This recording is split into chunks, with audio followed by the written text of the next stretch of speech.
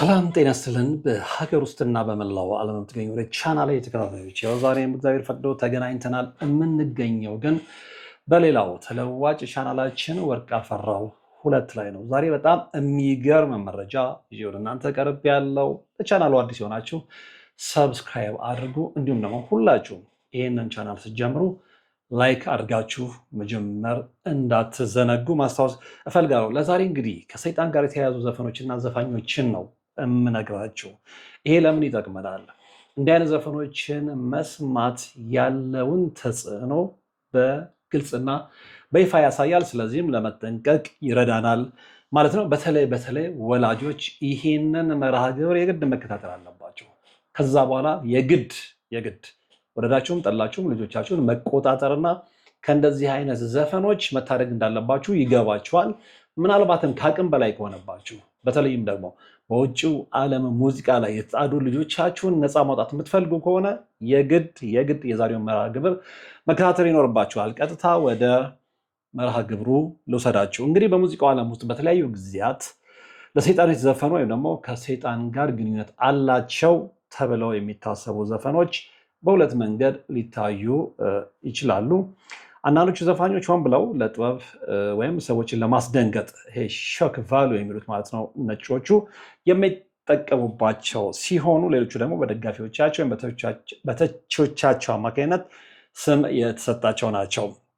በነገራችን ላይ አብዛኛዎቹ የውጭ ሀገር ዘፋኞች ሰይጣን አምላኪዎች መሆናቸውን በተግባር እንመለከታለን። ለሰይጣን ያደሩ፣ ሰይጣንን እያመለኩ፣ ሰይጣንን አድማይር እያደረጉ እያደነቁ ሀብት መሰብሰብ የሚፈልጉ፣ በሌላ በኩል ደግሞ ነፍሳቸውን የሸጡ በቃ ምድራዊው ዓለም እስከ ተመቸን ድረስ ዘላለማዊ ህይወታችን ሲኦል ይሆን ገሃነም እንግባ ብለው ከሰይጣን ድርጊት ጋር ኮሚትመንት የገቡ ቃል የገቡ ውል የተፈራረሙ አብዛኛዎቹ ለሰይጣን ነፍሳቸውን የሸጡ በደም ነው ቃል ኪዳን የገቡት እና የእነሱን ገበና ነው ዛሬ እንግዲህ የምንገልጸው ማለት ነው። ከነዚህ ውስጥ እነማንን እናገኛለን ከውጭ ሀገር ዘፋኞች ውስጥ የሚለውን ስንመለከት በመጀመሪያ ደረጃ የምናገኘው ሮሊንግ ስቶንስን ነው።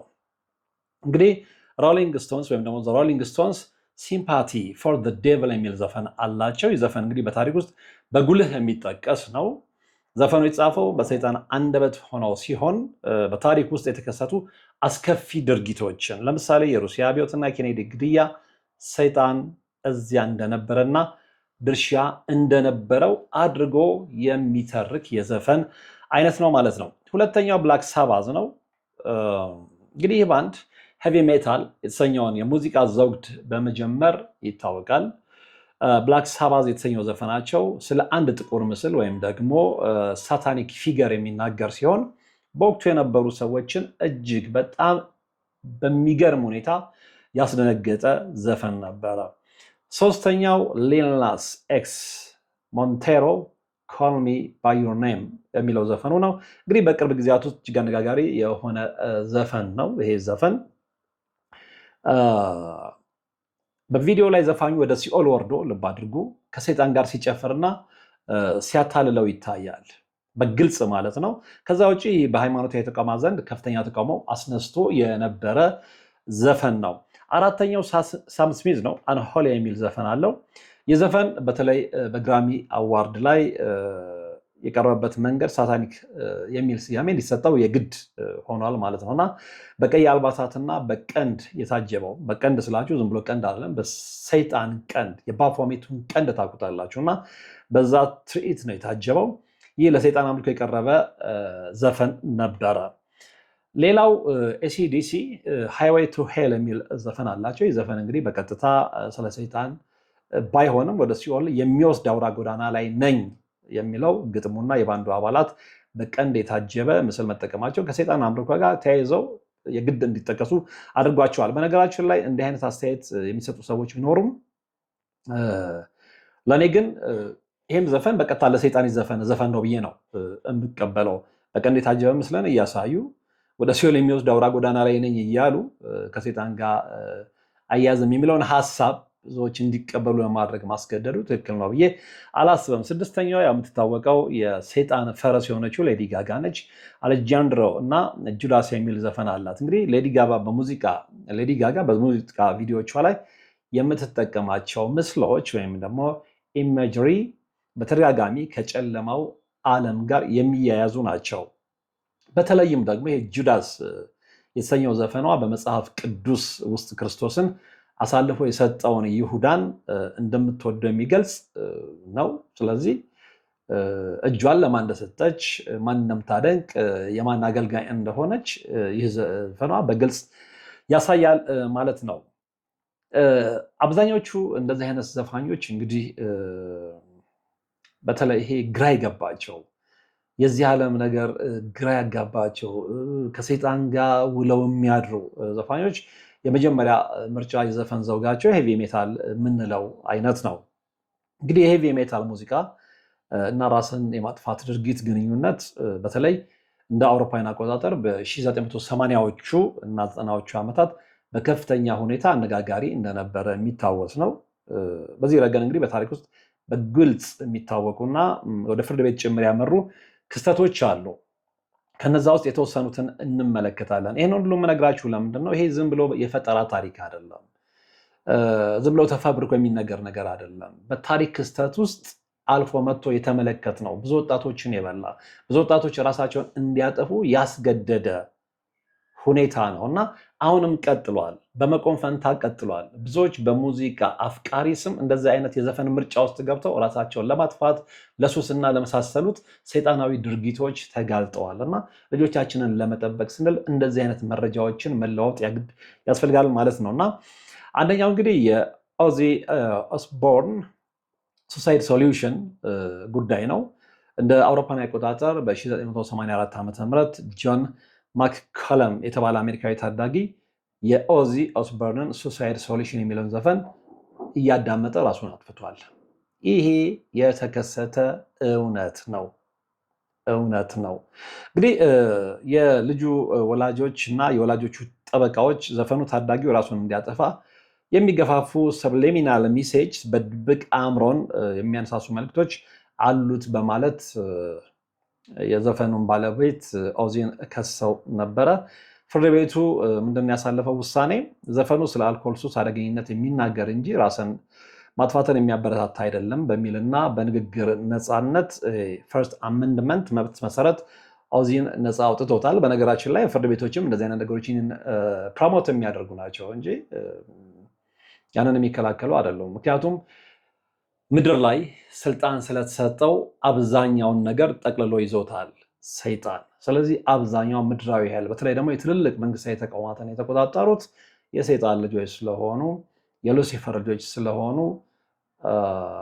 ለማን ሳይድ እንደሚያደርጉ ግልጽ ነው፣ በግልጽ የሚታይም ነገር ነው። ሁለተኛው እንግዲህ የጁዳስ ፕሪስት የፍርድ ቤት ክርክርን ነው። ይህንንም መመልከት እንችላለን።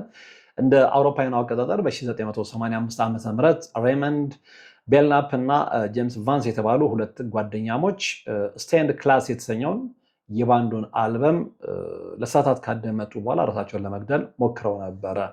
እንግዲህ ሬይመንድ ወዲያው ሲሞት፣ ጄምስ ግን በከባድ ጉዳት ተርፎ ከዓመታት በኋላ ነው የሞተው። ልብ አድርጉ፣ እነዚህ ሁሉ ነገሮች የሆኑት በዘፈን ግፊት ነው።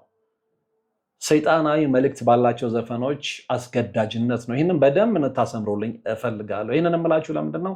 ዛሬ ልጆቻችሁ ምን አይነት ሙዚቃዎችን ነው የሚያዳምጡት? በተለይ ደግሞ ይሄ እንደው ዘምነናል፣ ሰልጥነናል፣ ከደህና ቤተሰብ የወጣነን፣ አማርኛ ሙዚቃ የነካካንም ብለው የውጭ ሙዚቃ ላይ የተጣዱ ልጆች ምን አይነት መልእክት ያላቸውን ዘፈኖች ነው የሚያዳምጡት? እነዛ ዘፈኖች በልጆቹ ላይ ምን አይነት ተጽዕኖ ነው ያላቸው? ይህንን ወላጆች በደንብ ልትመረምሩ ይገባል። ምክንያቱም ይኸው እየተመለከትን ነው። ሰዎች ዘፈን እየሰሙ እራሳቸውን እያጠፉ ነው። ልብ አድርጎ ይሄ እንደዚህ አይነት ዘፈኖች ቤታችሁ ውስጥ የሚደመጡ ከሆነ እናንተም ቤት ተግባራዊ ላለመሆኑ ምንም ዋስትና የላችሁም። ስለዚህ ልጆቻችሁን መጠበቅ አለባችሁም ብለው ለዚህ ነው። እንግዲህ ከጁዳስ ፕሪስት ጋር በተያያዘ በዘፈን ውስጥ ቤተር ባዩ ቤተር ዛሚ በሚለው ክፍል ውስጥ በድብቅ ዱ ኢት አድርገው የሚል ድምፅ ተቀብሮበታል የሚል ነበረ አንደኛው መከራከሪያ እና ውሳኔው ምንድነው? ከረጅም ክርክር በኋላ ዳኛው በሙዚቃ ውስጥ የታየው ድምፅ በአጋጣሚ ተፈጠረ እንጂ ልብ አድርጎ ሆን ተብሎ ሰዎችን ለመጉዳት የተቀበረ አይደለም በሚል ክሱን ውድቅ አድርገውታል። ነው ይሄ በነገራችን ላይ እንደዚህ አይነት ዘፈኖችን የሚዘፍኑ ዘፋኞች እና ከጀርባ ያሉ ኃይሎች ደሊብሬትሊ ነው ያንን የሚያደርጉት። ግን በፍርድ ቤት ክርክር ጊዜ ውሳኔ የሚሰጡት ዳኞች ያው ከነሱ ወገኖች ስለሆኑ ነፃ ያወጧቸዋል። ይሄ ደግሞ የሚጠበቅ ነው። መጨረሻው ዘመን ላይ አብዛኛው ሰው በተለይ ደግሞ ሃይራርኪው ላይ ይሄ ከፍተኛ ቦታው ላይ ያሉ ሰዎች ከማን ጎን እንደሚቆሙ ግልጽ ነው። ስለዚህ ለዚህ ነው ሰዎቹ ወንጀል እንደሰሩ እየታወቁም ነፃ የሚለቀቁት ማለት ነው። ሶስተኛው እንግዲህ የኖርዌይ ብላክ ሜታል ንቅናቄ ነው። በ90ዎቹ መጀመሪያ በኖርዌይ የነበረው የብላክ ሜታል ዘውግ ከሌሎቹ ለየት ያለ ነበር። እዚህ ጋር እንግዲህ ሙዚቃውን ከሚሰሙት በላይ ዘፋኞቹ ራሳቸው በድርጊት ውስጥ ተሳታፊዎች ነበሩ። ለምሳሌ ዴድ ፐር ይንቬ ኦሊን ይህ እንግዲህ የማሄም ባንድ ዘፋኝ የነበረው ግለሰብ እጅግ በጨለማ ሀሳቦች የተዋጠ ግለሰብ ነበረ። ስለዚህ እንግዲህ በጨለማ መዋጥ ደግሞ መጨረሻው ምን እንደሆነ ግልጽ ነው እና በ1991 ዓ.ም እንደ አውሮፓውያን አቆጣጠር ማለት ነው ራሱን ያጠፋል። እንግዲህ ጓደኞቹ ድርጊቱን ለባንዱ ዝና ማድረጊያ መጠቀማቸው ልብ አድርጉ፣ የሰውየውን መሞት ግድ ሳይሰጣቸው፣ የሰውየው መሞት ሳያሳዝናቸው፣ ልባቸውን ሳይሰብራቸው ያንን ድርጊት ለባንዱ ዝና ማድረጊያ ነው የተጠቀሙት እና ያንን ማድረጋቸው ደግሞ ጉዳዩን እጅግ አስፈሪ እንዲሆን አድርጎታል ማለት ነው። ዋናውና የምርምር ውጤቶች ከዚህ ጋር የሚያያዙት ምን ይላሉ? እንግዲህ ብዙ የስነ ልቦና ባለሙያዎች እና ተመራማሪዎች በዚህ ዙሪያ በጣም ሰፊ የሆነ ጥናት አድርገዋል እና ነጥቦቹ የሚከተሉት ናቸው። እንግዲህ ጥናቶቹ እንደሚጠቁሙት ለጭንቀት ወይም ደግሞ ለዲፕሬሽን የተጋለጡ ወጣቶች የሄቪ ሜታል ሙዚቃን እንደ ማስተንፈሻ የመምረጥ ዝንባሌ እንዳላቸው ነው የጠቆሙት። በነገራችን ላይ ይሄ ሰይጣናዊ ዘፈን እኛም ሀገር ሊገባ ዳር ብሎት ነበረ። እናም በአንድ ወቅት ላይ ጃኖ ባንድ ሙዚቃ መሳሪያ ተጫዋች የነበረው ግለሰብ ያጋለጠው ነገር ነበረ እና አንዲት ውጭ ሀገር የምትኖር ኢትዮጵያ ይህንን ዘፈን ወደ ኢትዮጵያ ይዛው ልትገባና ክሊፕ ልትሰራለት እንደነበረና በኋላ ግን እውነታው ሲገባት ያን ነገር እንደተወችና እንደተመለሰች ምስክርነትን ሰጥቷል። እና ቢገባ ኖሮ ምን ያህል ወጣቶች ያልቁ ነበር? ምን ያህል ወጣቶች ያ ትሬንድ ያ ሙዚቃ ኢትዮጵያ ውስጥ ቢለመድና ቢስፋፋ ምን ያህል ወጣቶች ምን ያህል ልጆች ሊበሉ ይችሉ እንደነበረ አስባችሁታል? በጣም መጠንቀቅ ያስፈልጋል። እንግዲህ የሄቪ ሜታል ሚውዚካን እንደ ማስተንፈሻ የመምረጥ ዝንባሌ ያላቸው ብለናል። ስለዚህ ሙዚቃው ራሳቸውን እንዲያጠፉ አድርጋቸው ከሚለው ይልቅ አስቀድሞ ስሜቱ የነበራቸው ሰዎች ወደዚህ ሙዚቃ ይሳባሉ የሚለው በሳይንሱ ዘንድ ተቀባይነትን አግኝቷል። ለብዙ የሜታል ሙዚቃ አድናቂዎች ሙዚቃ በብቸኝነት ጊዜ እንደ ጓደኛ እንደሚሆናቸውና እንዲያውም ከራስ ማጥፋት ሀሳብ እንደሚታደጋቸው ነው የሚገልጡት። ይሄ ግን ከእውነታው ጋር ሲነጻጸር በጣም የራቀ ነው። ከዚህ ውጭ እንደዚህ አይነት ዘፋኞች በዘፈናቸው አማካኝነት ሴጣንን የማሞገስ ትሬንድ ወይም ደግሞ ዝንባሌውም አላቸው። እንግዲህ ሴጣንን በግልጽ በማሞገስ በማወደስ ወይም ደግሞ ለክብሩ እንደዘፈኑ በሚታሰቡ መልኩ ግጥሞችንና ምስሎችን የሚጠቀሙ ዘፋኞች በዓለም አቀፍ ደረጃ በብዛት የሚጠቀሱ በብላክ ሜታል እና በተወሰኑ የፖፕ ሙዚቃ ዘርፎች ውስጥ ነው እና ፖፕ ሙዚቃ ዘርፍ ብላክ ሜታልን የሚጫወቱ ሰዎች ያው አብዛኛዎቹ በግጥሞቻቸው እና በምስሎቻቸው በድርጊቶቻቸው ፕራይዝ የሚያደርጉት ሰይጣንን ነው እና አገልጋዮቹ የምድር አሽከሮቹ ናቸው ብላችሁ ልትወስዷቸው ትችላላችሁ። እና እንዲህ አይነቱ ትሬንድ ነው እንግዲህ እኛ ሀገር ይገባ ዘንድ አንዳንድ ዘፋኞች በዝነኝነት ስም በታዋቂነት ስም ጥረት እያደረጉ ያሉት ማለት ነው። እና እነዚህ ዘፋኞች እንግዲህ ድርጊቱን የሚያደርጉት ለተለያዩ ምክንያቶች ሊሆን ይችላል የሚል አስተያየትም ይሰጣል። አንዳንዶቹ እንደ እምነት ሳታኒዝም፣ አንዳንዶቹ ለጥበብ መግለጫ አርቲስቲክ ኤክስፕሬሽን። እኔ አሁን አርቲስቲክ ኤክስፕሬሽን የሚለውን መግለጽ ያቅተኛል። ብዙ አይነት አርቲስቲክ ኤክስፕሬሽን እያለ ሴጣንን ፕሬዝ ማድረግ፣ ሴጣንን ማሞገዝ፣ ሴጣንን ፕሮሞት ማድረግ እንዴት ነው ጥበባዊ መግለጫ ሊሆን የሚችለው? እና እቺ ማጭበርበሪያ ቃል ነች ብዬ ነው እኔ በግሌ የማምነው። እንደውም ከዛ ይልቅ የሴጣን እምነትን ፕሮሞት ለማድረግ እና የሃይማኖት ተቋማትን ለመቃወም ነው የሚለው የበለጠ ሚዛን ያነሳል። እንግዲህ በዚህ ረገድ የሚጠቀሱ ታዋቂ ዘፋኞችንና ባንዶችን መጠቃቀስ ይቻላል። እነዚህን የምጠቅሰው ለምንድነው? በፍጹም እነዚህን ዘፈኖች ታዳጊዎች እንዲሰሟቸው ስለማይገባ ነው። ይህንን መርሃ ግብር የምትከታተሉ ታዳጊዎችም ሆናችሁ የታዳጊ ወላጆች ውጭም ሀገር ውስጥም ያላችሁ እነዚህን ዘፈኖች ልጆቻችሁ እንዳያዳምጡ ከፍተኛ የሆነ ክልከላ ልታደርጉ ጫና ልታደርጉባቸው ይገባል።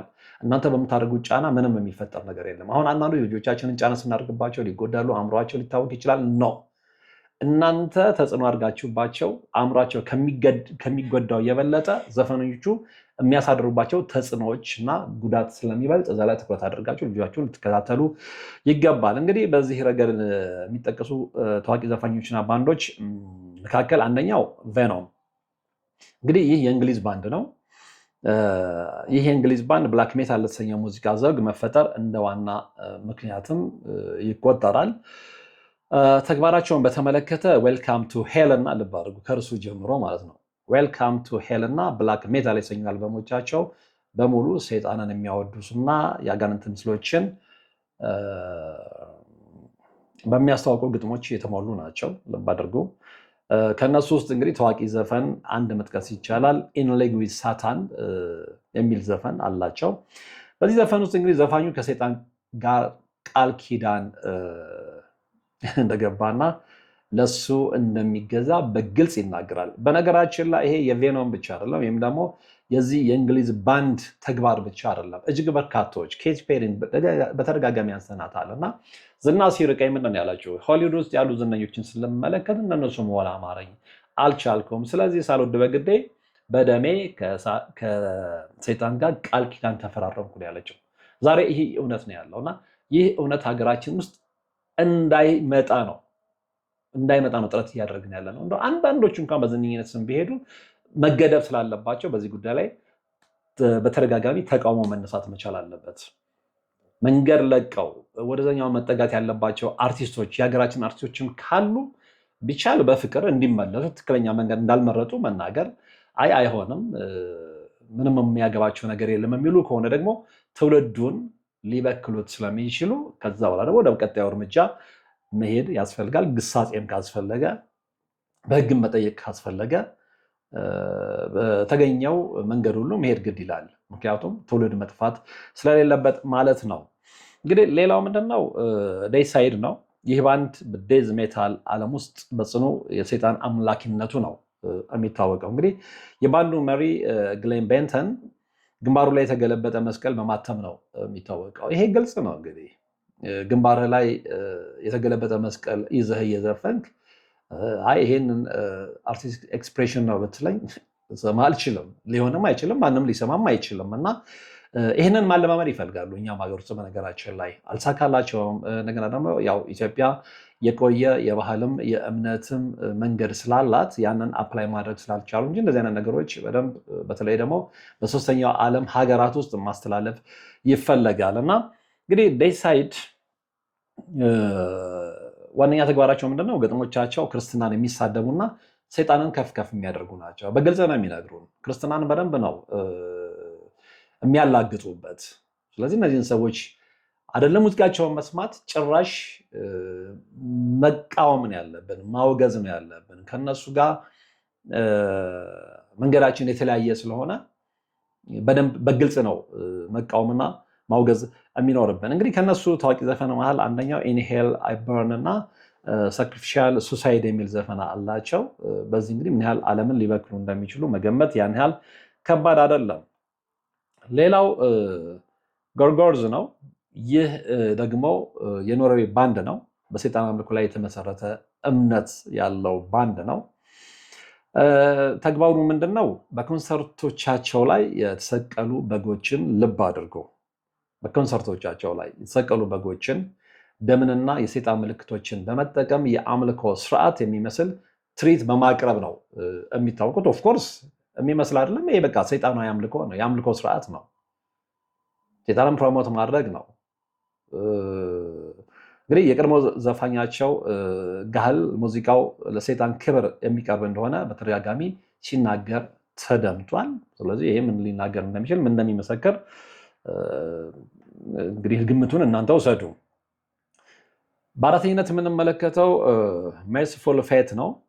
ዘፋኙ ኪንግ ዳይመንድ በሰይጣን አምልኮ የደሞ ላቪያን ሌዋታንም ይሉታል ሳታኒዝም ተከታይነቱ የታወቀ ነው።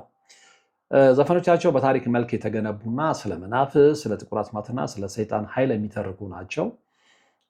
ታዋቂ ዘፈናቸው ኦዝ የሚል ታዋቂ ዘፈን አላቸው። በዚህ ዘፈን ውስጥ እንግዲህ ሰይጣንን ጌታዬ በማለት የሚጠራበትና ቃል የሚገባበት ግጥም ይገኝበታል። በአምስተኝነት የምንመለከተው ሜሄምን ነው። ይህ ባንድ በኖርዌይ የቤተክርስቲያን ማቃጠል ድርጊቶችና ልብ አድርጉ፣ በኖርዌይ የቤተክርስቲያን ማቃጠል ድርጊቶችና በክፋን ወንጀሎች ውስጥ ስሙ የሚነሳ ጭምልቅልቅ ያለ ባንድ ነው። የተጨማለቀ ልክ እንደተጣለው እንደተዋረደው መልአክ የተዋረደ ባንድ ነው እና ኖርዌይ ውስጥ ነው የሚገኘው። ድርጊቱን ነግሬያችኋለሁ። ቤተክርስቲያን ማቃጠል ደስታ የሚሰጠው ቤተክርስቲያን ማቃጠል የሰይጣን ነው አይደል? ስለዚህ እነዚህ ምድራዊ ሰይጣኖች ናቸው። በሰው አምሳል የተፈጠሩ ቢሆኑም ሁለት እግር እንደኛ ሁለት አይን ምናምን ብንመለከትባቸውም እንደው በስጋቸው ሰው መስለው ይታዩን እንጂ ሰይጣኖች ናቸው። ቤተክርስቲያንን የሚያቃጠል ሰይጣን ነው። በከፋ ወንጀል ስሙ የሚጠቀስ ሰይጣን ነው እና እንደ አይነት ሰዎች ጋር እንግዲህ ተቀላቅለን ነው ዓለም ላይ እየተተራመሰን ያለ ነውና ይህንን በደንብ ማወቅ መቻል አለብን። ሙዚቃቸውን እንግዲህ ንጹህ ክፋት ልብ አድርጎ ንጹህ ክፋት የለም። ንጹህ ብሎ ክፋት አብሮ አይሄድም። እርስ በርስ ተቃራኒ ነው አይደል? እነሱ ግን ሙዚቃቸውን ንጹህ ክፋት ወይም ደግሞ ፒውር ኢቪል እንደሆነ ነው የሚገልጹት የሚያስተዋውቁትም ማለት ነውና ግጥሞቻቸው ስለ ሞት፣ ስለ ሲኦልና ስለ ጨለማው ንጉስ የሚያወሩ ናቸው። ጨለማው ንጉስ ማን ነው ይታወቃል። ሲኦል ነው። ስለ ሞት ስለሚያወሩም ብዙ ታዳጊዎች ቅድም የጠቀስናቸውን ጨምሮ ይህንም ሙዚቃ እየሰሙ እየተወሰወሱ ራሳቸውን በራሳቸው እንዲያጠፉ ምክንያት ሆነዋል እና ሰይጣን የሚፈልገውም ይህን ነው። የሰው ልጆች ተበሳይተው ራሳቸውን አጥፍተው ኃጢአት እንደሆነ ስለሚታወቅ ራሳቸውን ብቻ ሳይሆን ያው ሰይጣን ሲኦል ሲገባ የሰው ልጆችን ኃጢአት አሰርቶ ይዞ ሲኦል መግባት ነው የሚፈልገው እና በከፊል ተሳክቶለታል ማለት ይቻላል። ያ እንዲሳካለት ካደረጉ ምድራዊ ግለሰቦች እና የሙዚቃ ባንዶች መካከል አንደኛው ሜሄም ነው ማለት ነው።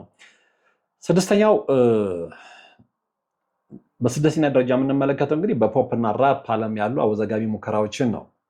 እንግዲህ ከላይ ከተጠቀሱት የሜታል ባንዶች በተለየ እነዚህ ዘፋኞች ሰይጣንን ማሞገስ የሚጠቀሙት ለገበያና ለሰዎች ትኩረት መሳቢያ እንደሆነ ነው ብዙዎች የሚናገሩት። እኔ ግን ያ ነው ብዬ ለማለት በጣም ነው የሚከብደኝ። ምክንያቱም ኦፍኮርስ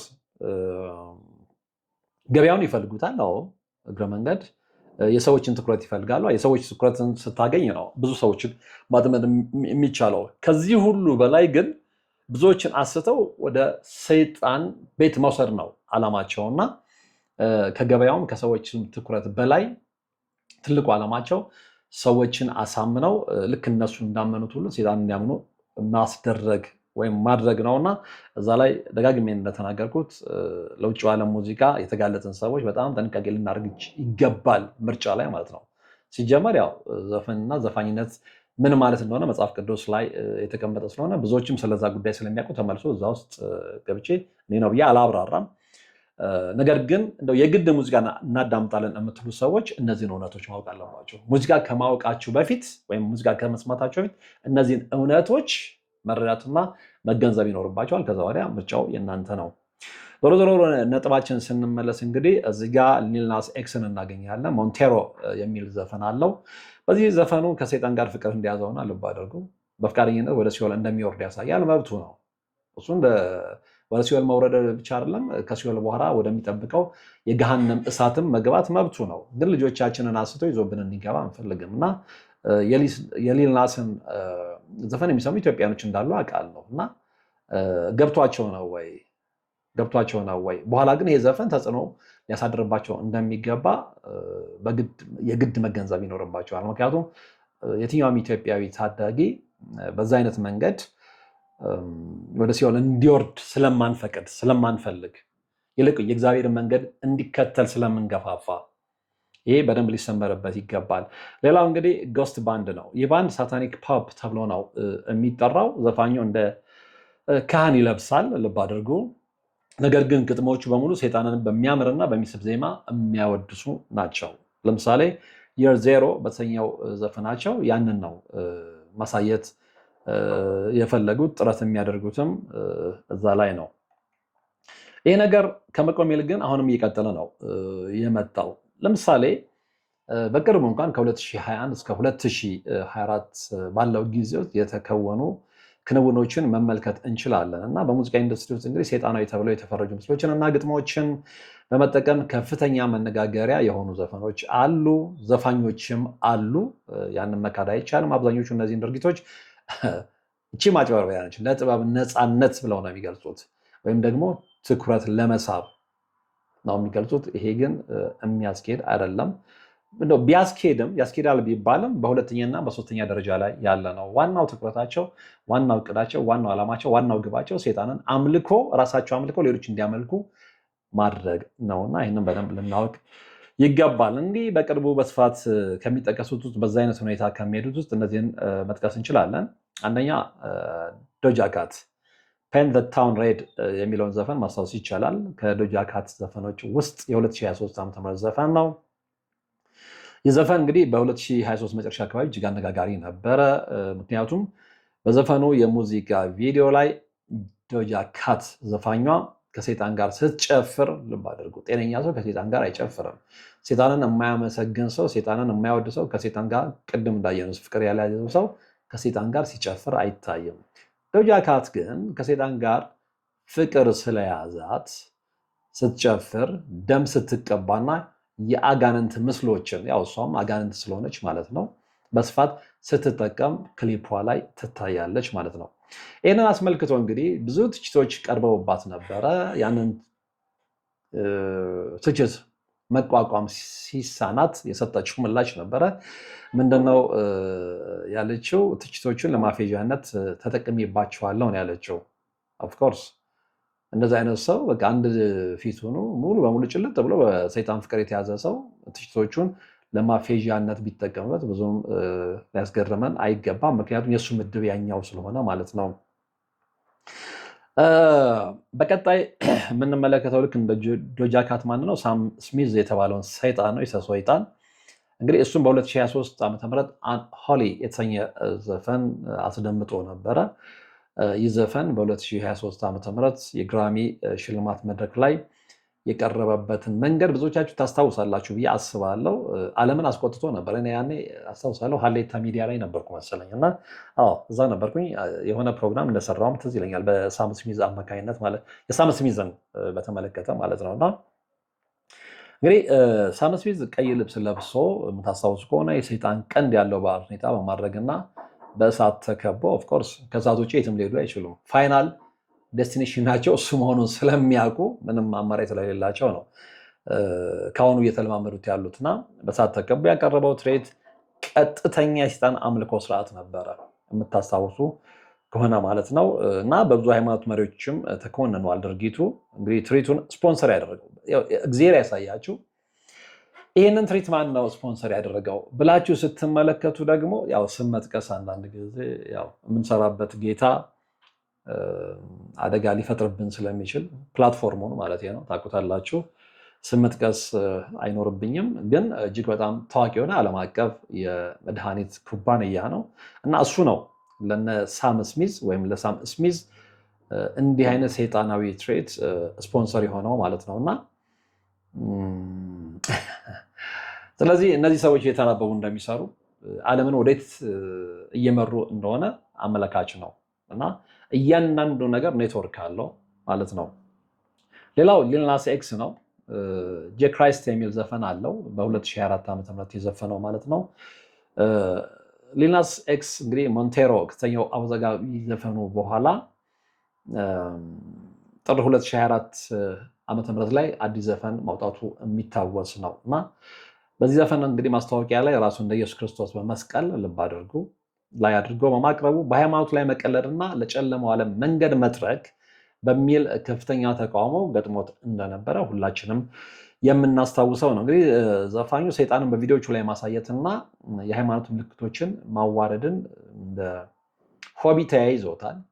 ያው ምናልባት እንግዲህ ምድር ላይ ያለው ነገር ሁሉ እርካታ አልባ አድርጎት ኦፍኮርስ እግዚአብሔር መንገድ ኢየሱስ ክርስቶስን መንገድ ያልተከተለ ሰው ሁሌም እርካታ አልባ ነው። ገንዘብም ቢኖረው ዝና ቢኖረው ምንም ቢኖረው እና ለዛም ሊሆን ይችላል ሁሌም እንግዲህ እርካታ ስለሌለው የተሳከረ አእምሮ ባለቤት ስለሆነ በሃይማኖት ምልክቶች ላይ መቀለድ መሳለቅን እንደ ሆቢው አድርጎ ይዞታል ማለት ነው። ሌላው ማነው ተረኛው? ዴሚ ሎቫቶ። እንግዲህ ወደ ሮክ ሙዚቃ በተመለሰችበት በዚህ አልበሟ ላይ ዴሚ ሎቫቶ ማለት ነው የተጠቀመቻቸው ምስሎች በጣም አወዛጋቢዎች ነበሩ። የአልበሙ ሽፋን እና አንዳንድ የሙዚቃ ቪዲዮዎቿ ሃይማኖታዊ ምልክቶችን በተለይ እንግዲህ ሁሉም የሚንጠለጠሉት መስቀል ላይ ነው። መስቀል ደግሞ ለእኛ ለክርስቲያኖች ደግሞ መዳኛችን ነው። ጌታችን መድኃኒታችን ኢየሱስ ክርስቶስ እሱ ሞቶ በሱ ሞት እኛ ሕያው እንድንሆን ያደረገበትን ጌጣችንን መስቀላችንን ማዋረድ ነው ስለማይችሉ እንጂ ማዋረድ ነው ትልቁ ዓላማቸው ማለት ነው። እና ዴሚ ሎቫቶም ከእንደዛ አይነት እርኩስ ተግባራት ፈጻሚዎች መካከል አንደኛዋ ነች። እና የሙዚቃ ቪዲዮቿ ሃይማኖታዊ ምልክቶችን ነገርኳችሁ እና መስቀል ያሉትን ከጨለማና ከርኩስ መንፈስ ምልክቶች ጋር በማቀላቀል ጸረ ሃይማኖት መልእክት ማስተላለፍ ነው ትልቁ ዓላማ። ያንንም አድርገዋለች። ሌላው አይስ ስፓይስ በ2024 የሱፐር ቦል ትርኢት ላይ ያሳየችውን ነገር መጥቀስ እንችላለን። እንግዲህ ዘፈኗ ስለ ሰይጣን ባይሆንም ነው ያሉት እነሱ። አንዳንዶቹ ምሳሌ ሲሰጡ እኔ አሁንም ቅድም እንዳልኳቸው ይከብደኛል። ያንን ማለት በ2024 በነበረው የሱፐር ቦል ውድድር ላይ ያደረገችው ድርጊት ግን እጅግ በጣም መነጋጋሪ ሆኖ እንደነበረ ሁላችንም የምናስታውሰው። ያ ምንድን ነው? ትርኢቱን በምንመለከትበት ወቅት እንግዲህ የተገለበጠ መስቀል ያለው የአንገት ሐብል ነበረ ያደረገችው። ስለዚህ ሰይጣንን ፕሮሞት ያደረገች ነው አይደለም ለማለት ይከብደኛል በግሌ። በእጆቿ የምታሳያቸው ምልክቶችም የሰይጣን አምልኮን እያስተዋወቀች እንደሆነ በግልጽ የሚያሳይ ነው። እና እንዲህ አይነት ነገር ከመቼውም ጊዜ በላይ አሁን በዝቷል። ስለዚህ ዘፋኞች ማነው በተለይ ታዳጊዎች፣ የሀገራችን ታዳጊዎች እባካችሁ ዘፈን የግድ መስማት ካለባችሁ ምረጡ። አብዛኛዎቹ ዘፈኖች አእምሯችሁን ወስውሰው ራሳችሁን መጨረሻ ላይ እንድታጠፉ የሚገፋፉ ሱስ ዓለም ውስጥ ገብታችሁ እንድትዘፈቁ የሚገፋፉ ስለሆኑ በጣም ጥንቃቄ ልታደርጉ ይገባል። እንዲህ አይነት የሚያነቁ መርሃ ግብሮችም የግድ መከታተል አለባቸው። ኦፍኮርስ ይገባናል። እንዲህ አይነት መርሃ ግብሮች ከባዶች ናቸው። ርዕሳቸው ሲሪየስ ነው። እንደ ሌሎቹ አያዝናኑም። እንደ ሌሎቹ ኢንተርቴን አያደርጉም። ቁም ነገር ነው የሚያስተላልፉት። ብዙዎች ደግሞ ቁም ነገር የሚያስተላልፉ ሲሪየስ የሆኑ ርዕሰ ጉዳዮችን መከታተል አይፈልጉም። ግን የሚጠቅሟቸው እነሱ ናቸው። በቀስ በቀስ ግድ የለም ተለማመዱ። የሙዚቃውን ኢንዱስትሪ አጥኑት፣ መርምሩት። እኛ ከምንነግራችሁ ውጭ በግላችሁ ሂዱበት። ከዛ በኋላ ምን አይነት ዓላማ እንዳለው ልትረዱ ስለምትችሉ እራሳችሁን ትጠብቃላችሁ ብዬ አምናለሁ። እንደው የእኛ እንኳን ቢሰለቻችሁ የእኛ ርዕሰ ጉዳይ ሲሪየስ ኬስ ስለሆነ ምክንያቱም የቧልት አይደለም፣ የቀልድ አይደለም፣ የፌዝ አይደለም፣ ህይወት የማዳን ነው። ስለዚህ በራሳችሁ መንገድ እስኪ የሙዚቃውን ኢንዱስትሪ መርምሩት። ምንድነው ዓላማው? ምንድነው ከወጣቶች ጀርባ የሚፈልገው ነገር የሚለውን ነገር በጣም አሰሳ አድርጉና እውነታው ላይ ትደርሱበታላችሁ። እንግዲህ እንዲህ አይነት ነገር ለምንድነው አሁን ላይ የበዛው የሚለውን ጥያቄ ስናነሳ የምናገኘው መልስ ምንድነው የሚሆነው? አሁን ባለው የሙዚቃ ገበያ ውስጥ ውዝግብ መፍጠር፣ ኮንትሮቨርሲውን ማስነሳት ማለት ነው፣ ከፍተኛ የገንዘብ ትርፍና የእይታ ብዛት ቪውስ ያስገኛል የሚለው ነው አንደኛው። ኦፍኮርስ ላስኬድ ይችላል። ከዛ ውጪ ዘፋኞች ሰይጣናዊ ምስሎችን የሚጠቀሙት ሆን ብለው ሰዎችን ለማበሳጨትና በማህበራዊ ሚዲያ ላይ መነጋገሪያ ለመሆን ቫይራል ለመሆን እንደ ስልት እየተጠቀሙበት ነው የሚልም አስተያየት ይሰጣል። ኦፍኮርስ አይስኬድም አይደለም፣ ያስኬዳል። ከዚህ ሁሉ በላይ ግን እነዚህ ዘፋኞች እስካሁን የጠቀስናቸውም ያልተጠቀስናቸውም ሌሎችም በርካታ ግን በዛ አይነት መንገድ የሚሄዱ አርቲስቶች ትልቁ ዓላማቸው ሰይጣንን አምልኮ ማስመለክ ነው። ለዛም ደግሞ ምድራዊ ሪዋርድ ያገኙበታል፣ ነፍሳቸውን ሸጠው ማለት ነው። ስለዚህ እኛ ልጆቻችን ነፍሳቸውን ሸጠው ደግሞ ምድራዊ ሪዋርድ እንዲያገኙ አንፈልግም። ነፍሳቸውን ሸጠው ውድ መኪና እንዲነዱ አንፈልግም። ነፍሳቸውን ሸጠው ቪላ ቤት ውስጥ እንዲኖሩ አንፈልግም። ነፍሳቸውን ሸጠው ዓለማዊ ቁሳቁስ ትርኪ ምርኪ እንዲሰበሰቡ አንፈልግም። ነገር ግን ሰርተው ለፍተው እግዚአብሔር የሰጣቸው ንጹህ አእምሮ ተጠቅመው በሚያገኙት ገንዘብ የተንደላቀቀ ህይወት እንዲኖሩ እንመኝላቸዋለን። ይህንን ማንም የሚከለክል የለም። ይሄኛው መንገድ የጨለማው መንገድ ግን አያዋጣም። በግልጽ ነው የምነግራችሁ። የዛሬው መርሃ ግብር እንግዲህ የተከታተላችሁት ነበረ። እርግጠኛ ነኝ ጠቃሚ የሆነ ማስገንዘቢያ አግኝታችሁበታል ብዬ አምናለሁ። በቀጣይ በሌላ መርሃ ግብር ነው የምንገናኘው። እስከዛው ግን በያላችሁበት ሰላም